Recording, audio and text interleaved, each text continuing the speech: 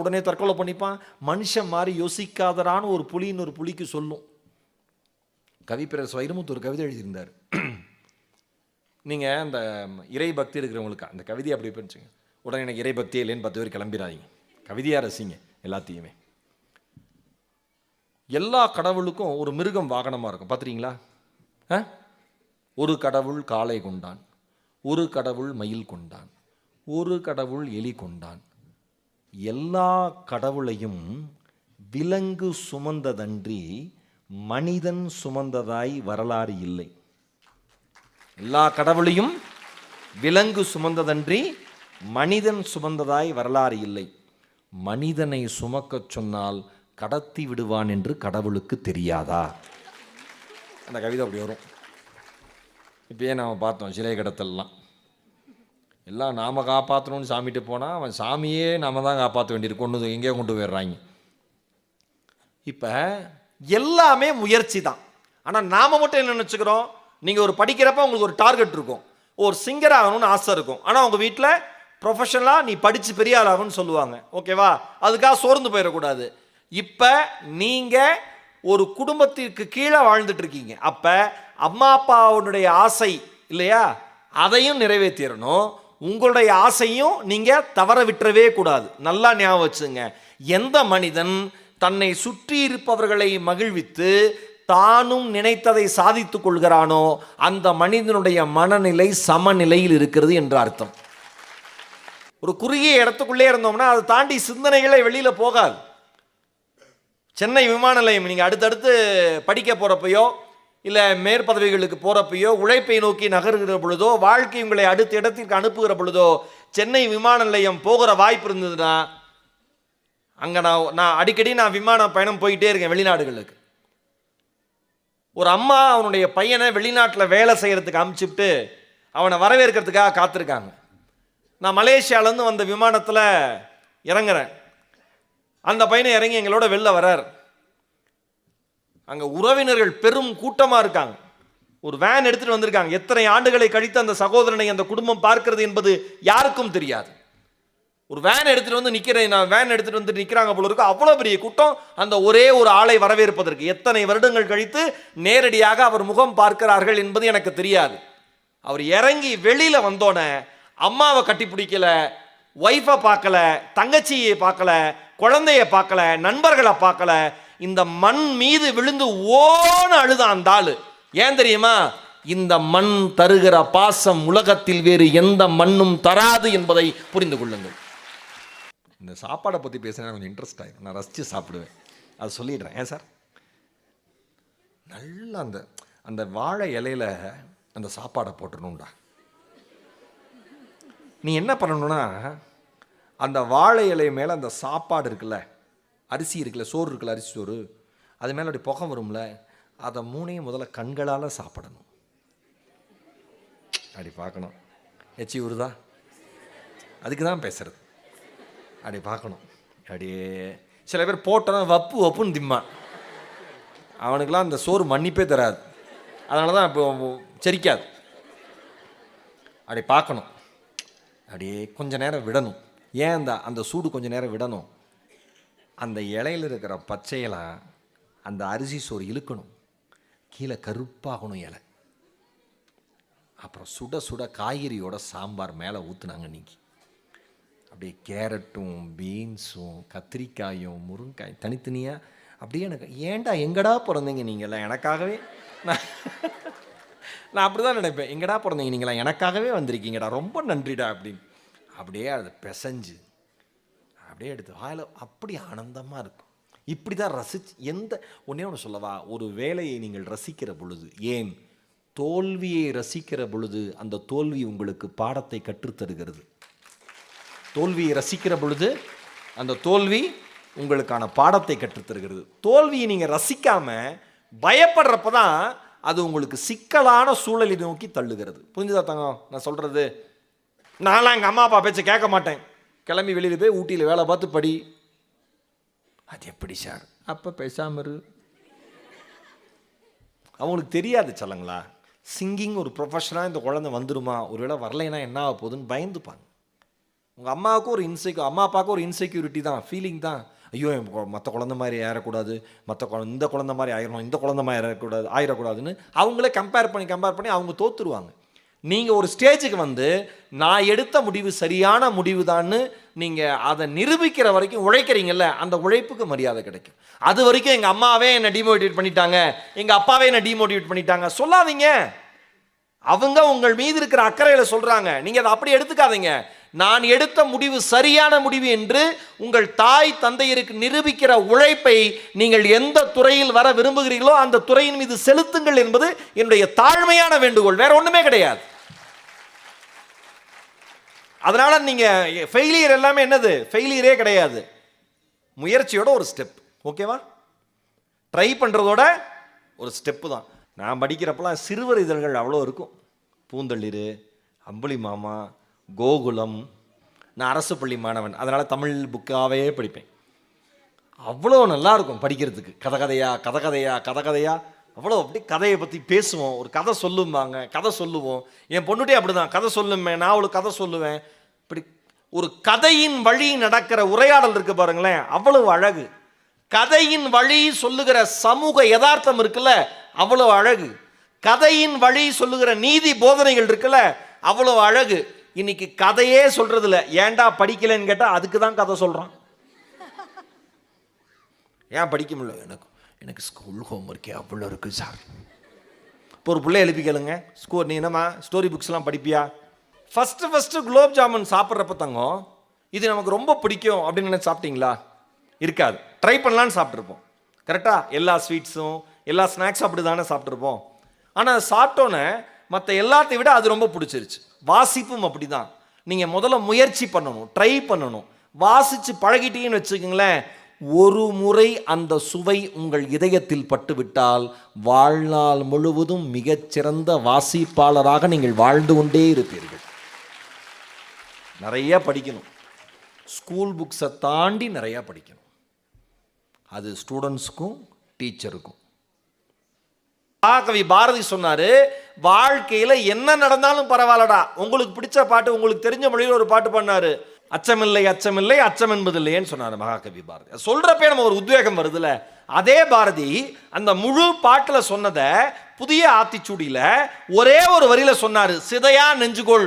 வாழ்க்கையில உன்னை சுத்தி என்ன நடந்தாலும், உனக்கு என்ன நடந்தாலும், உன்ட்டு இருக்கிறது எல்லாமே காணாம போனாலும், உன்னை காப்பாத்துறவன் சொன்னவங்க காப்பாத்தாம போனாலும், நீ தெரிஞ்சுக்கணும்னு ஆசைப்பட்டதை தெரிஞ்சுக்க முடியாம போனாலும், ஐயோ இனிமேல் வாழலாமா வேண்டாமா, அப்படி ஒரு சிக்கலான சூழல் நம்ம வாழ்க்கை இருக்கே, அந்த மாதிரி ஒரு சூழல் வந்தாலும் கவலையே படாத, எல்லாவற்றிலுமிருந்தும் உன்னால் மீண்டு எழுந்து வர முடியும், சிதையா நெஞ்சுகொள் என்று சொன்னவன் தமிழன் மகாகவி பாரதி. ஸ்ட்ராங்கான மைண்ட் வச்சு கிடக்கணும். மற்றவங்க எல்லாம் சொல்ற ஒரு விஷயத்தை நாமளும் பண்ணா மட்டும்தான் அது சரி. மற்றவங்க பண்ணாத பொழுது நாம பண்ணிட்டோம்னா அது தப்பாயிரும், மற்றவங்க நம்மளை கிண்டலா பார்ப்பாங்க. இப்போ நான் ஒரு கருத்து சொல்றேன், உங்களுக்கு கைத்தட்டணும்னு தோணுது, இந்த மொத்த அரங்கத்திலையும் உங்கள் ஒருவருக்கு மட்டும்தான் கைத்தட்டணும்னு தோணுதுன்னா, யார் தைரியமாக தான் ரசித்ததை கைத்தட்டுகிறார்களோ அவர்களுக்காக இந்த உலகமும் கைத்தட்ட தயாராக காத்திருக்கிறது. நான் ஒரு நகைச்சுவை சொல்றேன், யாருக்குமே சிரிப்பு வரல, ஒரே ஒருத்தருக்கு ஜோக் சிரிப்பு வந்துருதுன்னு வச்சுக்கலாம், மனசு விட்டு சிரிக்கணும். ஏன்? இந்த உலகத்தில் இந்த வாழ்க்கையை நீங்கள் வாழத்தான் பிறந்தீர்களே தவிர அடுத்தவர்கள் வேடிக்கை பார்ப்பதற்காக ஒருபோதும் பிறக்கவில்லை. இதெல்லாம் இந்த வயசுலேயே தெரிஞ்சுங்க. சிலது இனிஷியேட், உங்களுக்கு மரம் நடணும் வீட்டு பக்கத்தில் வளர்க்கணும்னு ஆசை இருக்கும். நீங்கள் மரம் நட்டு வளர்க்குறப்ப அப்படியே சமுதாயத்தை காப்பாற்றிடுவா அப்படின்னு உங்கள் ஃப்ரெண்டு கிண்டல் பண்ண நீ என்ன பண்ணுவ? அவ்வளோதான், நீ அப்படி சொல்லுவேன்னு போடின்னு விட்டுட்டு நீ போயிடுவ, மரத்தை தான் போடின்ட்டு போயிடுவ நீ. அப்படிலாம் வளர்க்க மாட்டோம். என்னன்னாலும் ஃப்ரெண்ட்ஸ் முக்கியம் இல்லையா? எல்லாத்துக்கும் ஃப்ரெண்ட்ஸ் முக்கியம். ஏன் இந்த ஸ்கூலில் சேர்ந்தேன், என் ஃப்ரெண்டு சேர்ந்தா. ஏன் இந்த காலேஜில் சேர்ந்தேன், என் ஃப்ரெண்டு சேர்ந்தா. ஏன் வீணாக போனேன், அவளும் வீணாக போனேன், நானும் வீணாக போனேன். எல்லாமே சேர்த்து தான் செய்வாங்க. அந்த மாதிரி ஆயிரும் கடைசியாக. அதனால தான் சிதையா நெஞ்சுகொள்னு தலைப்பு கொடுத்ததுக்கான காரணம், வாழ்க்கையில் இன்னைக்கு இருக்கிற சூழலில் மிக சிக்கலான தருணங்கள் வருகிற பொழுது வாழ்க்கையை எதிர்கொள்ளுகிற தைரியம் நமக்கு இல்லை. தங்கம் ஒரு ஐஸ்கிரீம் வாங்குற தங்கம் ஊட்டியில் அதிசயமாக 10 நாள் பிச்சுக்கிட்டு வெயில் அடிக்குதுன்னு வச்சுக்க. மே மாதம் அடிக்கல மேடம், வரும் உலகத்தில் மிகப்பெரிய சோகம், நமக்கு பிடிச்ச ஒரு பொருளை எடுத்து இங்கத்துக்கும் வாய்க்கும் ஒரு 8 இன்ச்சு கேப்பு தான், இங்கே கொண்டு போகிறதுக்குள்ளே கீழே விழுந்துருச்சுன்னா அங்கே ஒரு பொண்ணு சொல்லுது, சே இப்போயே அதை நினச்சி பார்த்து வருத்தப்படுது. இன்னொரு பிள்ளை சொல்லுது, மனசே ஆறாதான். கரெக்டு தான்டா, கேக்குண்டாக தங்கம், நான் தான் பயங்கர ஷார்ப்பு. உண்மை, அப்படி தான் சொல்லணும், தவறே கிடையாது.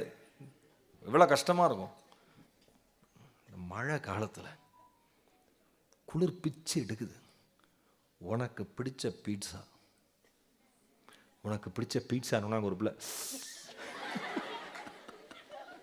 குழந்தைங்க தான், அப்படி எடுக்கிற, அப்படி எடுத்து இப்படி வரப்ப அம்மா கூப்பிடுறாங்க, ஏய் என்னம்மா அப்போ டப்படி கேள்விப்பட்டு. அங்கே 5 பீட்சா ஸ்லைசஸ் இருக்கும், அந்த 5 இருக்கிறது நினச்சி நாம் சந்தோஷப்படவே மாட்டோம். கீழே ஒன்று விழுந்துருக்கும்ல அப்படின்னு அழுது முடிச்சு கண்ணீரை துடைப்பேன். இந்த பீட்சாலாம் இந்த குளிருக்கு இப்படி ஆயிருக்கும். புரியுதா உனக்கு? நான் அதான் சொல்கிறேன் தங்கங்களா, சிதையா நெஞ்சு இருந்ததுன்னா, மனம் உறுதியாக இருந்ததுன்னா, மனசு உறுதியாக இருந்ததுன்னா, இதயம் பலமாக இருந்துச்சுன்னா, நீ தவற விட்ட ஒரு வாய்ப்பை நினைத்து ஒருபோதும் கவலைப்பட மாட்டாய். அடுத்து இருக்கிற 5 வாய்ப்புகளில் ஒன்றை தேர்ந்தெடுக்க துணிந்து விடுவாய். இப்போ எனக்கு மேக்ஸ் சரியாக வராது மேடம், எனக்கு சரியாக வராது. என் இனத்தை சார்ந்தவர்கள் யாராவது இருக்கீங்களா? அவமானம். பரவாயில்ல, சரியாக வராதுன்னு கை தூக்குறது பெருமை இல்லைங்கிறதையும் நான் சொல்லிடுறேன். ஓகேவா? அதை முயற்சி பண்ணுங்க. என்ன தங்கங்களா? ஏன்னா மொழி, கணிதம், தாய்மொழி, லாங்குவேஜ், மொழி, கணிதம், அறிவியல், இந்த 3 தான்ப்பா முக்கியம் ஒரு மனுஷனுக்கு, என்ன பொறுத்த வரைக்கும். அதில் ஸ்ட்ராங் ஆயிடணும் நாம். இப்போ மேக்ஸ் பயம்னு சொல்லிட்டு நம்ம என்ன பண்ணிடுவோம்,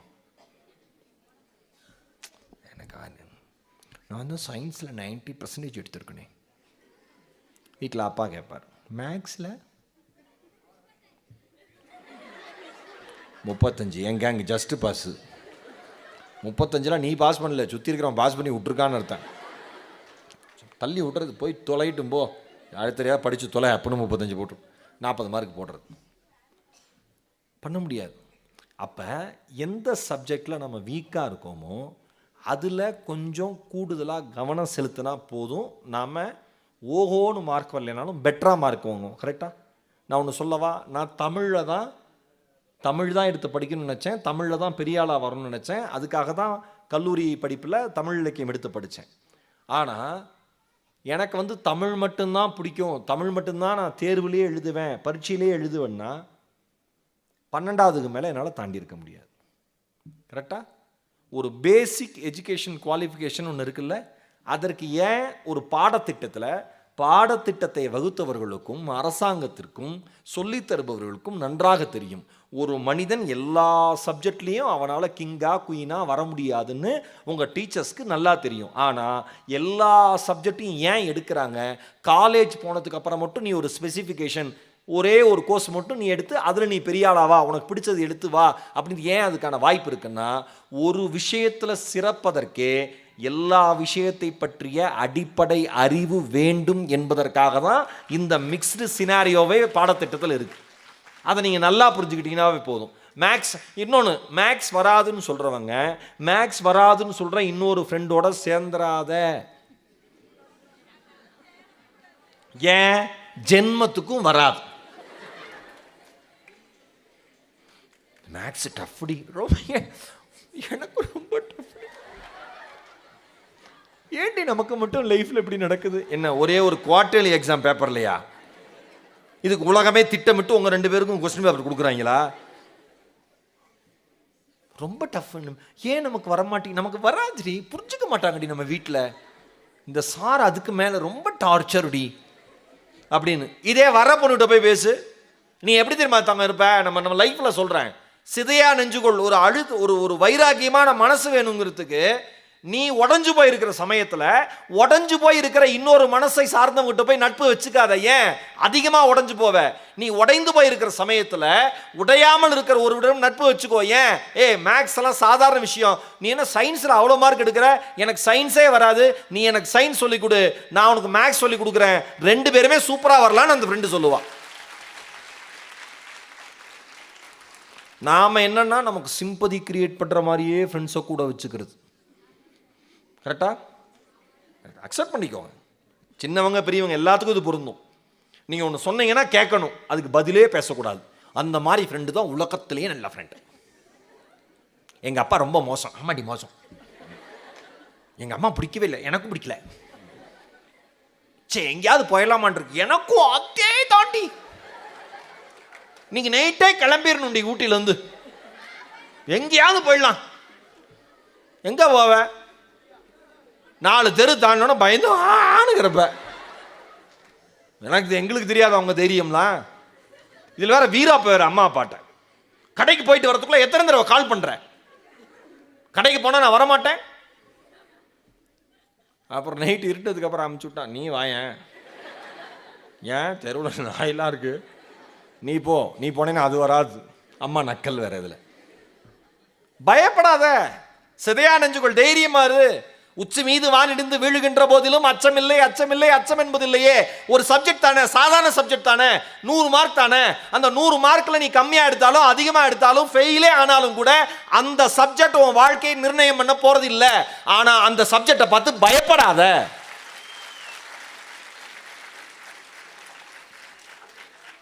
என்ன மாதிரி நான் கவர்மெண்ட் ஸ்கூல்ல படிச்சு வந்தேன். அவ்வளோ நல்லா இங்கிலீஷ் சொல்லி கொடுத்தாங்க எனக்குலாம். ஆனா என் கூட இருந்த ஃப்ரெண்ட்ஸ் எல்லாம், மச்சான் நமக்கு இங்கிலீஷ் வராதுரா, இங்கிலீஷ் வராதுரா, எல்லாம் என்னுடைய பழக்க வழக்கம் அத்தனை பேரும் சார் ஷேக்ஸ்பியரு, வில்லியம் வேர்ட்ஸ்வொர்த் அந்த மாதிரி தான். மரியாதைக்கு கூட இங்கிலீஷுங்கிறதே தமிழ்ல தான் எழுதுவான். இஷ் எக்ஸாம் அப்படின்னு எழுதுவான். இவன் கூடலாம் ஃப்ரெண்ட்ஷிப் வச்சு நான் எங்கே விளங்க. எங்க டீச்சர் எழுதி காமிச்சாங்க, டேய் நான் வேலைக்கு வந்து 22 வருஷம் ஆச்சுடா, ஒரு இங்கிலீஷ் எக்ஸாமை இப்படி தமிழ் எழுதி நான் பார்த்ததே இல்லைடான்னு. ஆனால் இன்னைக்கு மெசேஜ் பண்ணுற அத்தனை பயல்களுக்கும் என் நண்பன் தான் மூதாதையர். எப்படி எங்கடா இருக்கன்னு நீங்கள் கேட்குறீங்கல்ல, எப்படி கேட்குறீங்க? வேற யாரையும் நான் கேட்குறீங்க? ENGADA எங்கடா இருக்க, IRUKA இருக்க. இந்த மாதிரிலாம் எனக்கு யாராவது மெசேஜ் பண்ணுறப்ப, நான் யாருக்காவது மெசேஜ் பண்ணுறப்ப என் நண்பன் ஒரு தீர்க்கதரிசியாக என் ஃபோன்லேயே தெரியறான். சப்ஜெக்டை சாதாரணமாக ஹேண்டில் பண்ணு, பயப்படாத. நீங்க எப்போ ஒரு விஷயத்தை நோக்கி பயப்படுறீங்களோ அதை நெருங்கவே நீங்கள் துணிய மாட்டீர்கள். எப்ப பயம் அந்த இடத்துல இருந்து வெளியில போகுதோ, என்னடா பெரிய விஷயம், ஒரு கை பார்த்துக்கலாம் அப்படிங்கிற எண்ணம் நமக்கு வரும். இப்ப ஒரு கவிஞர் வராரு, ஒரு 50 வயது 60 வயது கவிஞர் வராரு, பேசுறாருன்னா, இப்ப நான் உடனே இங்க இருக்கிற அத்தனை பேருக்கு சொல்றேன், நம்ம அரசுத்துறையில் வேலை செய்கிறவங்க, பள்ளி மாணவர்கள், மாணவியர்கள், ஆசிரியர்கள், பொதுமக்கள் அத்தனை பேருக்கு சொல்கிறேன், தொலைக்காட்சியிலிருந்து வருகிற எங்களை தாண்டி இந்த மொழிக்காக உண்மையாக உழைக்கிற அவர்களை அதிகமாக நீங்கள் கொண்டாட ஆரம்பியுங்கள் என்பது என்னுடைய தாழ்மையான வேண்டுகோள். ஏன், அவங்க எழுதுனதை எடுத்து படித்து நான் பேசுகிறேன், ஆனால் எழுதுனது அவங்க தான். நீங்கள் என்ன நினைப்பீங்க? ஒரு அட்ராக்ஷன் தேவைப்படுது இன்னைக்கு எல்லாத்துக்குமே ஒரு அட்ராக்ஷன் தேவைப்படுது. அந்த அட்ராக்ஷன் எதில் வருது? நான் டிவியில் வரேன், ஓ ஈரோடு மகேஷ் நான் தெரியும், ஓ சாரத் தெரியும், அங்கிள் தெரியும், ஏதோ ஒன்று நல்லா தெரியும் படுவார், கலக்கப்பதில் வரும், அட்ரான்னு சொல்லுவார், நிறைய ப்ரோக்ராம் பார்த்துருக்கோம், அதனால எல்லாரும் வரீங்க கேட்குறீங்க, அது வேறு விஷயம். ஆனால் எந்த டிவிலையும் வராமல், எந்த ஒரு ஷோலையும் வராமல், எந்த சோஷியல் மீடியாலையும் வராமல், இந்த மொழிக்காக, இந்த சமுதாயத்திற்காக செயலாற்றுகிற ஆயிரக்கணக்கான மனிதர்கள் நிறைந்த பூமி இந்த பூமி. அவர்கள் வருகிற பொழுதும் எப்படி இப்போ அமைதியாக இருந்து கவனமாக கேட்குறீங்களோ அதே மாதிரி காதுகளை திறந்து வைத்து, இதயங்களை திறந்து வைத்து கவனமாக கேளுங்கள். காரணம், 50 ஆண்டுகள் வாழ்ந்த ஒரு மனிதர் பகிர்கிற விஷயங்கள், அவருடைய அந்த 1 மணி நேர விஷயங்கிறது அந்த 1 மணி நேரம் கிடையாது, அவருடைய 50 ஆண்டு கால அனுபவத்தை 1 மணி நேரத்தில் உங்களுக்கு தருகிறார். என்னோட ரெக்வஸ்ட், இது லைஃப் டைம் ரூலாக வச்சுங்க. வெளியில் இருக்கிறவங்க தெரியல, இந்த அரங்கத்துக்குள்ள இருக்கிறவங்களாவது இனிமேல் ஃபாலோ பண்ணுங்க. அடுத்த புத்தக திருவிழா நாளையிலேருந்து வராங்க பேச்சாளர்கள், ஓ இவங்களை தெரியும் இவங்களை தெரியாது, பிரிக்கவே பிரிக்காதீங்க. எந்த மனிதரிடமிருந்து வருகிற எந்த சொற்கள் உங்கள் வாழ்க்கையை மாற்றும் என்பது யாருக்கும் தெரியாது. எல்லாருக்கும் ஒரே மாதிரியான மரியாதையை கொடுங்க. வெளிச்சத்திற்கும் ஒரு படோபடத்திற்கும் ஒரு கவர்ச்சிக்கும் ஆட்பட்டு இவங்க தான் சூப்பர்னு நினைச்சிடாதீங்க. நான்லாம் என்னை சூப்பர் நினைச்சதே இல்லை. என்னை சூப்பராக மாற்றினாங்கல்ல, எனக்கு வாழ்க்கை பிச்சை போட்டாங்கல்ல என் ஆசிரியர்கள், அவங்க தான் என்னோட ரியல் ஹீரோஸ், சூப்பர் ஸ்டார்ஸ் எல்லாமே. யார் என்ன பாராட்டினாலும் எனக்கு மண்டைக்கு ஏறவே ஏறாது. ஏன்? இது என்னோட பாராட்டுலன்னு எனக்கு தெரியும். இது நான் படித்த புத்தகம் அவ்வளோ படிச்சிருக்கேன்ல, அந்த ஆசிரியர்களுக்கான பாராட்டு. எனக்கு சொல்லி கொடுத்தாங்கல்ல அந்த ஆசிரியர்களுக்கான பாராட்டு. என்னை வளர்த்தாங்களே அம்மா அப்பா அண்ணன் எல்லாரும், அவங்களுக்கான பாராட்டு. இது எனக்கான பாராட்டு இல்லை. எனக்கான பாராட்டுங்கிறது எப்போ கிடைக்கும்?